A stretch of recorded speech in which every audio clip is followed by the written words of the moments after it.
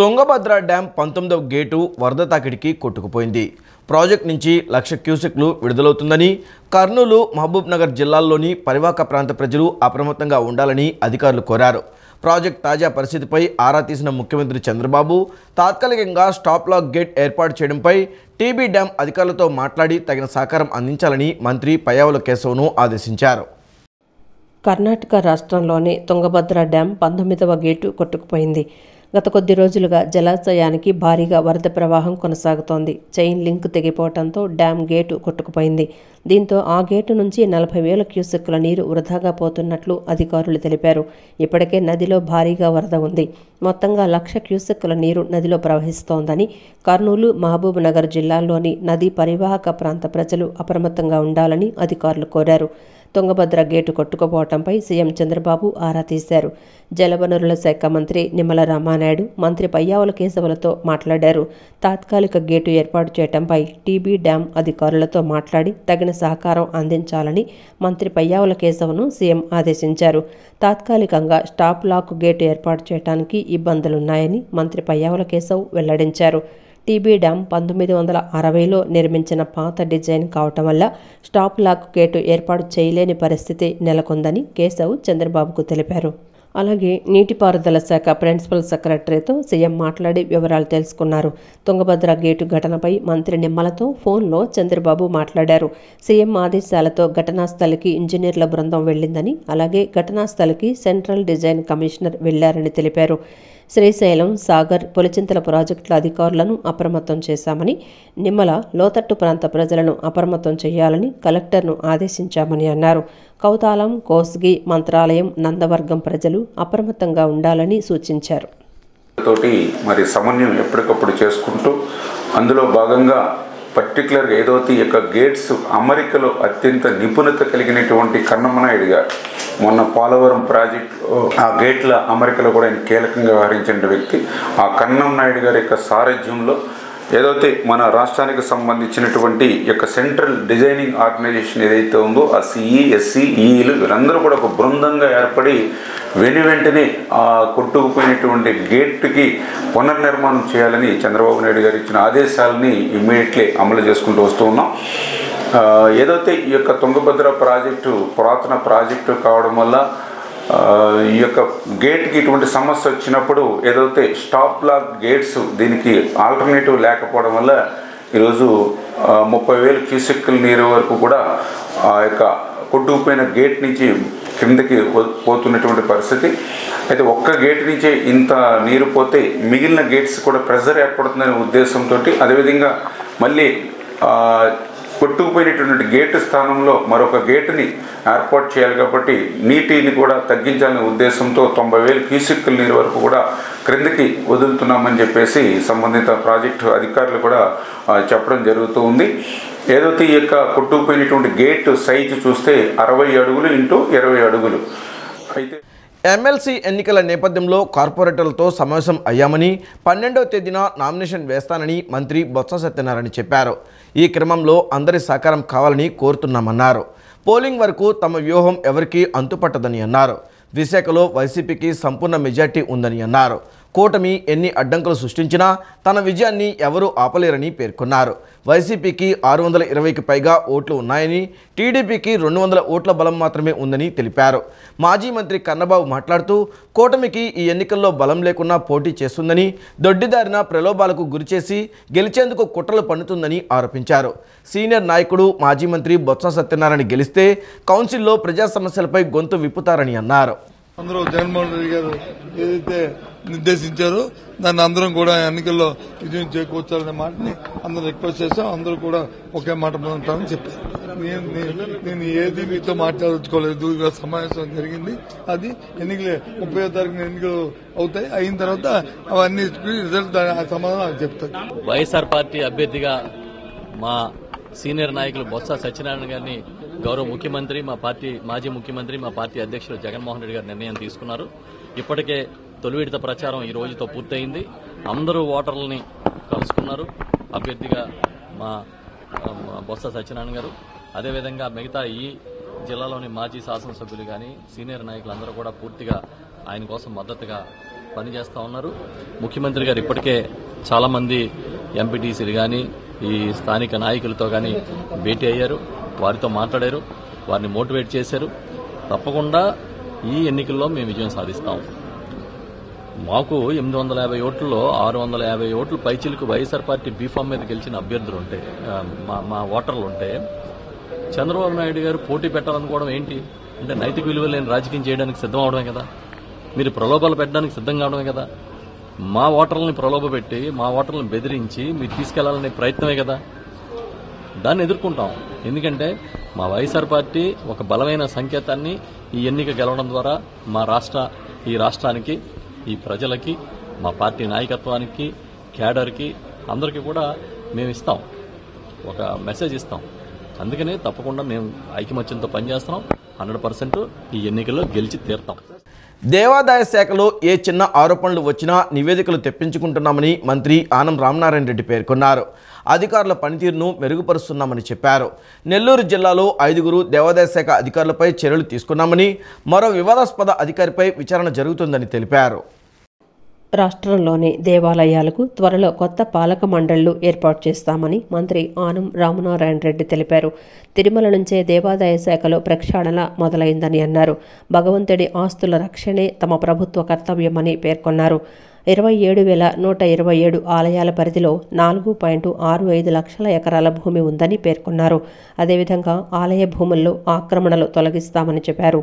దేవాదాయ శాఖ మంత్రిగా సచివాలయంలో బాధ్యతలు స్వీకరించిన అనంతరం ఆయన మాట్లాడారు. అంతకుముందు ఆనం రామనారాయణ రెడ్డి సచివాలయం 2వ బ్లాకులో తనకు కేటాయించిన ఛాంబర్లో పూజలు నిర్వహించి దేవాదాయ శాఖ మంత్రిగా బాధ్యతలు స్వీకరించారు. ఈ సందర్భంగా ఆయనకు వేద పండితులు వేదాశీర్వచనాలు అందించారు. ఈ క్రమంలోనే 160 దేవాలయాలను పునర్నిర్మించే దస్త్రంపై మంత్రి సంతకం చేశారు.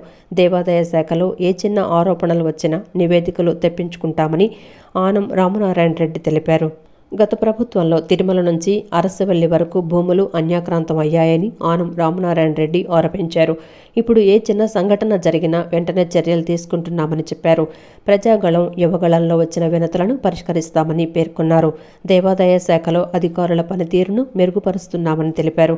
తప్పులు చేసిన వారిని వదిలేది లేదని మంత్రి ఆనం రామనారాయణ రెడ్డి హెచ్చరించారు.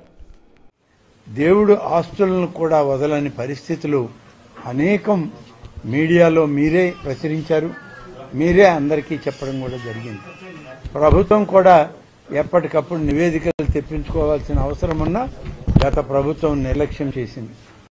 ఇప్పుడు మేము వచ్చినప్పటి నుంచి చిన్న వార్త వచ్చినా దాని మీద నివేదిక తీసుకుంటూ ఉన్నాం. ఆ నివేదిక ఆధారంగా అధికారులను సరిచేసుకుంటూ పాలనను ముందుకు తీసుకుపోతూ ఉన్నాం. ముఖ్యమంత్రి గారు మొదటి దర్శనార్థం శ్రీ వెంకటేశ్వర స్వామి యొక్క తిరుమలకి వెళ్ళినప్పుడు అక్కడే చెప్పారు, మీడియా సాక్షిగా, ప్రక్షాళన అనేటువంటిది ఈ యొక్క తిరుమల నుంచే నేను ప్రారంభిస్తున్నాను.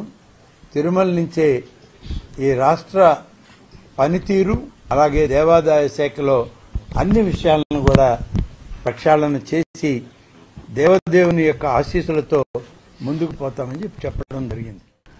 ఇంద్రకీలాద్రిపై శ్రావణ మాసాన్ని పురస్కరించుకొని ఈ నెల 23న సామూహిక వరలక్ష్మి వ్రతాన్ని నిర్వహిస్తున్నట్లు దుర్గా మల్లేశ్వర స్వామివార్ల దేవస్థానం ఈవో రామారావు తెలిపారు. ఈ వ్రతాలలో పాల్గొనదలిచిన వారు ముందుగా రిజిస్టర్ చేయించుకోవాలని సూచించారు. ఈ నెల 16న దుర్గమ్మను వరలక్ష్మీదేవిగా అలంకరిస్తారని భక్తులు గమనించాలని కోరారు. ఇంద్రకీలాద్రిపై శ్రావణ శోభ సంతరించుకుంది. ఈ నెల 16వ తేదీన వరలక్ష్మి వ్రతాన్ని పురస్కరించుకుని ఇంద్రకీలాద్రిపై కొలువై ఉన్న దుర్గమ్మ వరాలిచ్చే వరలక్ష్మీదేవిగా భక్తులకు దర్శనం ఇవ్వనున్నారు. 3వ శ్రావణ శుక్రవారం రోజు ఈ నెల 23న దుర్గమ్మ సన్నిధిలో సామూహిక వరలక్ష్మి వ్రతాలను నిర్వహించనున్నారు. ఈ సామూహిక వరలక్ష్మి పూజల్లో 50 మంది భక్తులు పాల్గొనే అవకాశం దేవస్థానం కల్పిస్తోంది. ఈ సామూహిక వరలక్ష్మి పూజల్లో పాల్గొనే భక్తులు ముందుగా రిజిస్టర్ కావాల్సి ఉంటుంది. ప్రతి ఏడూ జరిగే ఈ పూజల్లో వందల సంఖ్యలో భక్తులు పాల్గొని సామూహికంగా వరలక్ష్మి పూజలు చేస్తూ ఉంటారు. ఇక ఈ ఏడు కూడా అదే స్థాయిలో భక్తులు వస్తారని అంచనా వేస్తున్నారు ఆలయ అధికారులు. ఇక ఎప్పటిలాగానే ఇంద్రకీలాద్రి మహామండపం 6వ అంతస్తులో ఉదయం 7 గంటల నుండి 9 గంటల వరకు ఈ వ్రతం జరుగుతుంది.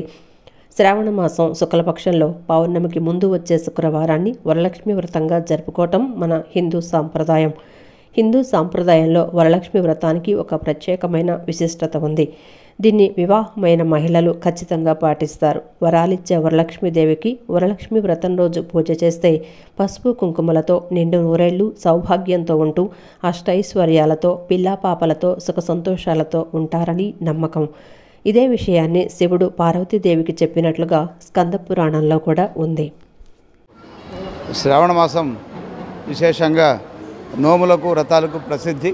అలాంటి శ్రావణ మాసంలో భక్తుల కోరిక మేరకు ఆలయ సాంప్రదాయం మేరకు ఇంద్రకీలాద్రి క్షేత్రంపై వరమహాలక్ష్మి అలంకారంలో అమ్మవారిని కొలువుదీర్చడం జరుగుతుంది. 16వ తారీఖున 2వ శుక్రవారం భక్తులందరూ చాలా విశేషంగా దర్శించుకుంటారు.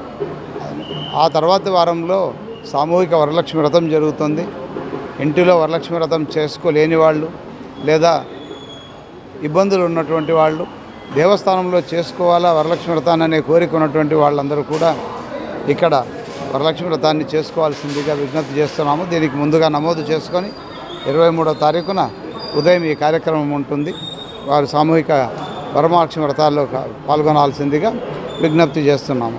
అదేవిధంగా సామూహిక వరమహాలక్ష్మి వ్రతం కూడా ఆర్జిత సేవగా కూడా ఏర్పాటు చేయడం జరిగింది. ఆర్జిత సేవగా పాల్గొనే వాళ్ళు కూడా ఈ ఆర్జిత సేవ ద్వారా కూడా వరమహాలక్ష్మి వ్రతాన్ని పాల్గొనవచ్చు. ప్రత్యేక కుంకుమార్చన కూడా చేస్తున్నాము. లక్ష కుంకుమార్చనతో భాగంగా ప్రత్యేక కుంకుమార్చన కూడా అడిగారు.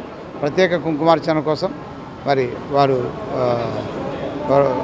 ఈ శ్రావణ మాసంలో అమ్మవారి కుంకుమార్చన చేయాలని కోరిక ఉన్నటువంటి భక్తులందరూ ఈ ప్రత్యేక కుంకుమార్చనలో కూడా పాల్గొనాలని, దేనికైనా ఆలయాన్ని సంప్రదించి టోల్ ఫ్రీ నంబర్ ఉంది, దేవస్థానం కార్యాలయం ఉంది, అలాగే ఎక్కడైనా ఈ సమాచార కేంద్రం ఉంది. వీటిలో సంప్రదించి వారు తగిన సూచనలు అందుకొని కార్యక్రమాల్లో పాల్గొని కార్యక్రమం దిగ్విజయం చేస్తారని, ఈ శుభమాసమైనటువంటి శ్రావణ మాసంలో స్వామి అమ్మవార్ల యొక్క ఆశీర్వాదాలను విశేషంగా అందుకొని సుఖ సంతోషాలతో ఉండాలని ప్రార్థిస్తున్నాను. విజయవాడ బెన్ సర్కిల్ ప్రాంతంలో నారా చంద్రబాబు నాయుడు కాలనీ ఉండడం, తాను ఈ నియోజకవర్గంకు ప్రాతినిధ్యం వహించడం సంతోషకరమని ఎమ్మెల్యే గద్దె రామ్మోహన్ అన్నారు. త్వరలో ఈ కాలనీకి సీఎం చంద్రబాబును తీసుకొచ్చి కాలనీ వాసులను కల్పిస్తామన్నారు. విజయవాడ తూర్పు నియోజకవర్గం 9వ డివిజన్ బెన్ సర్కిల్లో నారా చంద్రబాబు నాయుడు కాలనీ ప్రాంతంలో ఎమ్మెల్యే గద్దె రామ్మోహన్ పర్యటించారు. ఈ సందర్భంగా కాలనీ వాసులతో మాట్లాడి సమస్యలను అడిగి తెలుసుకున్నారు. అనంతరం మీడియాతో మాట్లాడుతూ చంద్రబాబు పనితీరు మెచ్చి ఈ కాలనీకి ఆయన పేరును పెట్టుకోవటం గర్వకారణమన్నారు. విజయవాడ నడిబొడ్డున కాలనీ ఉండటం, తాను ప్రాతినిధ్యం వహిస్తున్న నియోజకవర్గంలో ఉండడం సంతోషంగా ఉందన్నారు. సార్వత్రిక ఎన్నికల్లో కాలనీలోని ప్రజలంతా టీడీపీకి ఓటు వేసి మద్దతుగా నిలిచారని, వారికి కృతజ్ఞతలు తెలుపుతున్నానన్నారు. కాలనీ ప్రజలు తన దృష్టికి తీసుకొచ్చిన సమస్యలపై ప్రత్యేక దృష్టి సారిస్తామని హామీ ఇచ్చారు. త్వరలో సీఎం చంద్రబాబును కూడా ఈ ప్రాంతానికి తీసుకొచ్చి ప్రజలతో మాట్లాడిస్తానన్నారు. కార్యక్రమంలో డివిజన్ కార్పొరేటర్ మరియు పార్టీ శ్రేణులు పాల్గొన్నారు. విజయవాడ నగరంలో నారా చంద్రబాబు నాయుడు గారి కాలనీ అనేది ఒకటి ఉందంటే మాకందరికి గర్వకారణం. నేను మరింత గర్వపడేది అది నేను ప్రాతినిధ్యం వహిస్తున్న నియోజకవర్గంలో ఉండటం, అది నేను అదృష్టంగా భావిస్తున్నాను. ఇక్కడ నారా ఇవాళ నిన్న పెట్టిన కాలనీ కాదు ఇది. ఎప్పుడూ 20 సంవత్సరాల నాడు పెట్టిన కాలనీ. నారా చంద్రబాబు నాయుడు గారి మీద గౌరవంతో, ఆయన విజనరీ అని, ఆయన సమర్థవంతుడని, అలాంటి వ్యక్తి పేరు పెట్టుకోవడం మాకు గర్వకారణం. అభివృద్ధి పెట్టుకున్నారు. సో ఆ కాలనీకి ఈ విజయం సాధించిన సందర్భంగా మీరు ఆ కాలనీకి రావటం, ఇక్కడ అందరూ కూడా నారా చంద్రబాబు నాయుడు గారు సాధించిన విజయం, ఆయన సంకల్పం, ఆయన మండు టెండలో రోజుకు 5 సమావేశాల్లో ఒక్కొక్క సమావేశం ఒక్కొక్క వేదిక మీద గంట సేపు చొప్పున 5 గంటలు ప్రసంగించిన విధానం, కనీసం అంత ఎండలో చొక్క నీరు కూడా తాకుండా మాట్లాడిన విధానం, ఆయన ఎంత బలమైన సంకల్పంతో ఈ రాష్ట్రాన్ని కాపాడుకోవాలి, ఈ రాష్ట్రంలో ఉన్న పిల్లలకు ఉద్యోగ కల్పన చేయాలి, వాళ్ళందరికీ ఉద్యోగాలు ఇచ్చి ఈ రాష్ట్రంలో యువశక్తిని పెంపొందించాలి. ఒక కుటుంబంలో ఒక వ్యక్తికి ఉద్యోగం ఇస్తే ఆ కుటుంబం పేదరికం నుంచి బయటపడటమే కాకుండా రాష్ట్రంలో ఆదాయ అభివృద్ధి కూడా ఎక్కువ పొందుతుందని ఆలోచన చేసే వ్యక్తి నారా చంద్రబాబు నాయుడు గారు. వైఎస్ఆర్సీపీ నేతల అక్రమాలకు బలైపోయిన బాధితులు మంగళగిరిలోని జనసేన పార్టీ కార్యాలయానికి పెద్ద ఎత్తున తరలివచ్చి వినతులు సమర్పించారు. రాజధాని పేరు చెప్పి విశాఖ కేంద్రంగా వైఎస్ఆర్సీపీ నాయకులు సాగించిన భూదందాలు, అరాచకాలపై ప్రజలు స్వచ్ఛందంగా ముందుకొస్తున్నారు. ఈ కార్యక్రమంలో ఎలమంచిలి జనసేన ఎమ్మెల్యే సుందరపు విజయకుమార్ పాల్గొని ప్రజల నుంచి వినతులు స్వీకరించారు. వీలైనంత త్వరగా పరిష్కరించే విధంగా చర్యలు తీసుకుంటున్నామని హామీ ఇచ్చారు. వైఎస్ఆర్సీపీ నేతల అక్రమాలకు బలైపోయిన బాధితులు మంగళగిరిలోని జనసేన పార్టీ కార్యాలయానికి పెద్ద ఎత్తున తరలివచ్చి వినతులు సమర్పించారు. గత ప్రభుత్వ హయాంలో భూ కబ్జాలు, ఆక్రమణలతో మోసపోయామని బాధితులు వాపోయారు. ఈ కార్యక్రమంలో ఎలమంచిల జనసేన ఎమ్మెల్యే సుందరపు విజయకుమార్ పాల్గొని ప్రజల నుంచి వినతులు స్వీకరించారు. ఫిర్యాదులను సంబంధిత శాఖలకు పంపించి వీలైనంత త్వరగా పరిష్కరించే విధంగా చర్యలు తీసుకుంటున్నామని హామీ ఇచ్చారు. రాజధాని పేరు చెప్పి విశాఖ కేంద్రంగా వైఎస్ఆర్సీపీ నాయకులు సాగించిన భూదందాలు, అరాచకాలపై ప్రజలు స్వచ్ఛందంగా ముందుకొస్తున్నారు. విశాఖలో పూర్వీకుల నుంచి సాగు చేసుకుంటున్న భూములను గత ప్రభుత్వంలో వైఎస్ఆర్సీపీ నేతలు బలవంతంగా లాక్కున్నారని బాధితులు ఫిర్యాదుల్లో పేర్కొన్నారు. తమకు న్యాయం చేయాలంటూ బాధితులు జనసేన నేతలను కోరారు. పొంగనూరు ఎమ్మెల్యే పెద్దిరెడ్డి రామచంద్రారెడ్డి భూదాహానికి భూదేవి కూడా బాధపడుతుందని టీడీపీ ఎమ్మెల్యే వర్ల కుమార్ రాజా విమర్శించారు. పామర్రు మాజీ ఎమ్మెల్యే కైలే అనిల్ కుమార్ కూడా పెద్దిరెడ్డి బినామీల్లో ఒకరని ఆరోపించారు. తాడేపల్లి ప్యాలెస్ తలదన్నేలా హైదరాబాద్ లోటస్ పాండ్లో పామర్లో అనిల్ కుమార్ ఇంద్రప్రస్థానాన్ని కట్టుకున్నారని అన్నారు. పొంగనూరు ఎమ్మెల్యే పెద్దిరెడ్డి రామచంద్రారెడ్డి భూదాహానికి భూదేవి కూడా బాధపడుతోందని టీడీపీ ఎమ్మెల్యే వర్లకుమార్ రాజా విమర్శించారు. రాష్ట్ర వ్యాప్తంగా బినామీలను పెట్టుకొని ఇష్టానుసారం దోచుకున్నారని ఆయన మండిపడ్డారు. పామర్రు మాజీ ఎమ్మెల్యే కైలే అనిల్ కుమార్ కూడా పెద్దిరెడ్డి బినామీల్లో ఒకరని ఆరోపించారు. మదనపల్లె దసరాల దహనం కేసులో ప్రధాన ముద్దాయిగా ఉన్న పెద్దిరెడ్డి పిఏ శశిధర్ హైదరాబాద్లో ఉండేది కైలే అనిల్ కుమార్కు చెందిన ప్లాట్లలోనేనని కుమార్ రాజా ఆరోపించారు.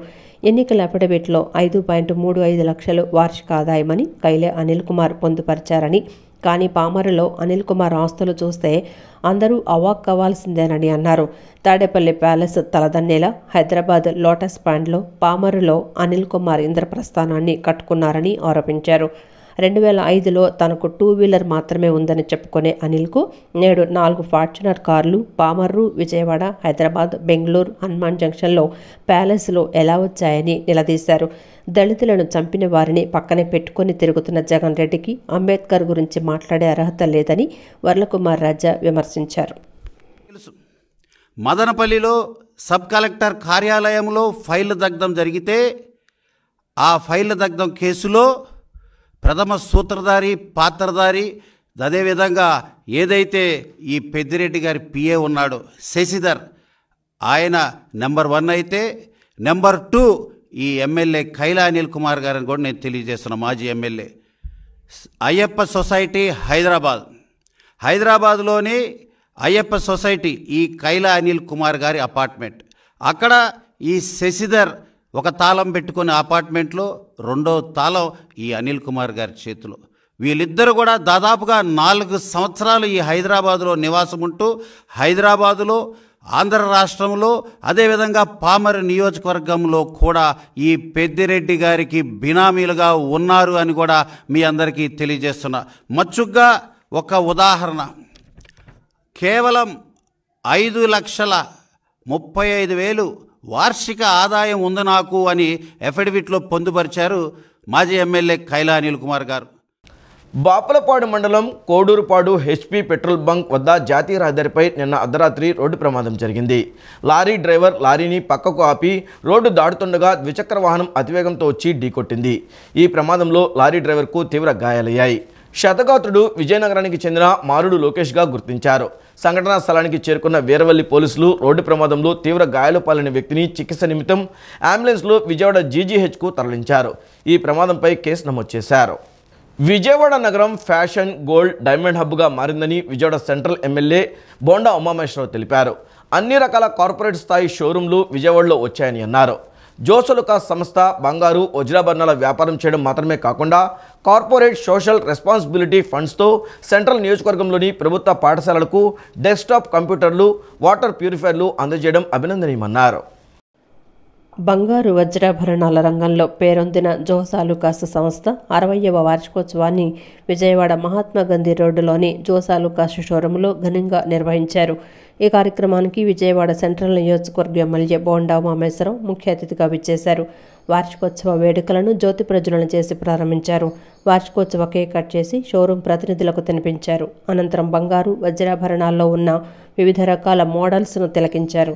జోసా లుకాస్ 60వ వార్షికోత్సవం సందర్భంగా శుభాకాంక్షలు తెలిపారు. ఈ సందర్భంగా ఎమ్మెల్యే మాట్లాడుతూ వ్యాపారం మాత్రమే కాకుండా కార్పొరేట్ సోషల్ రెస్పాన్సిబిలిటీ ఫండ్స్తో సెంట్రల్ నియోజకవర్గంలోని ప్రభుత్వ పాఠశాలలకు డెస్క్ టాప్ కంప్యూటర్లు, వాటర్ ప్యూరిఫైయర్లు జోసా లుకాస్ సంస్థ ఇస్తోందని అన్నారు.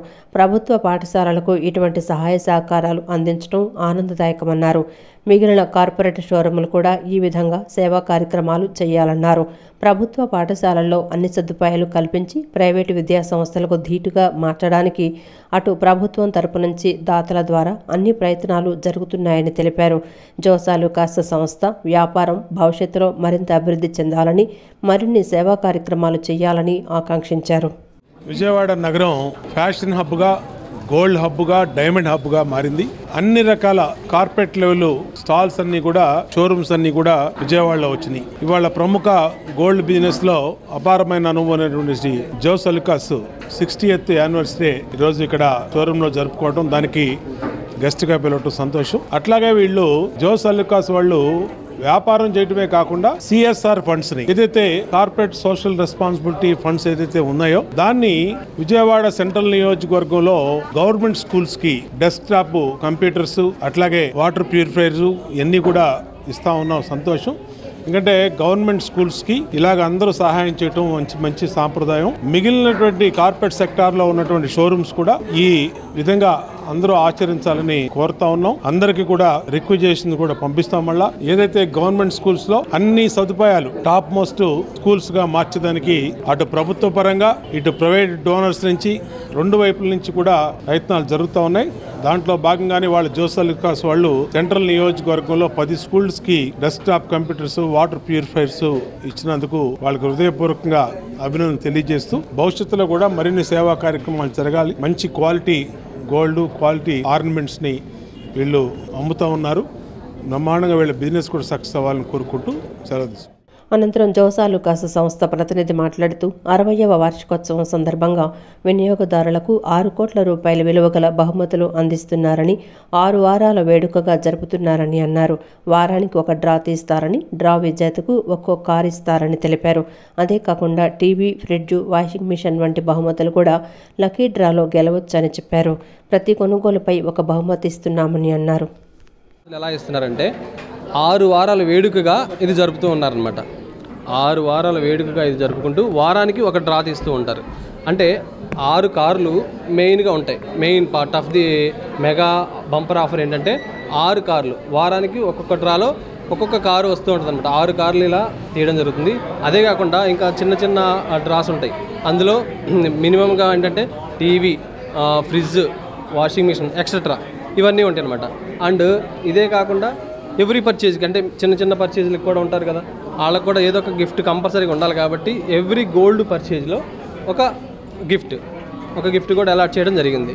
ఈ విధంగా కాకుండా చుట్టుపక్కల ఉన్నటువంటి మనకి విజయవాడ పట్టణంలో చుట్టుపక్కల ఉన్నటువంటి మన యొక్క విజయవాడ పట్టణ దగ్గరలో ఉన్నటువంటి కొన్ని హాస్పిటల్, అనగా government hospitals and government schools కొన్ని సెలెక్ట్ చేసుకొని అందులో ఏవైతే వాళ్ళకి నీడ్గా ఏవైతే పరికరాలు అవసరమైతే ఉన్నాయో అవి కూడా మనం వాళ్ళని గుర్తించి వాళ్ళ యొక్క యాజమాన్యాన్ని సంప్రదించి వాళ్ళకి కావాల్సినటువంటి అవసరాలు కూడా మన జోసా లుకాస్ వారు తీర్చడం జరుగుతుంది. ఈ వార్తలు ఇంతటితో సమాప్తం. నమస్కారం.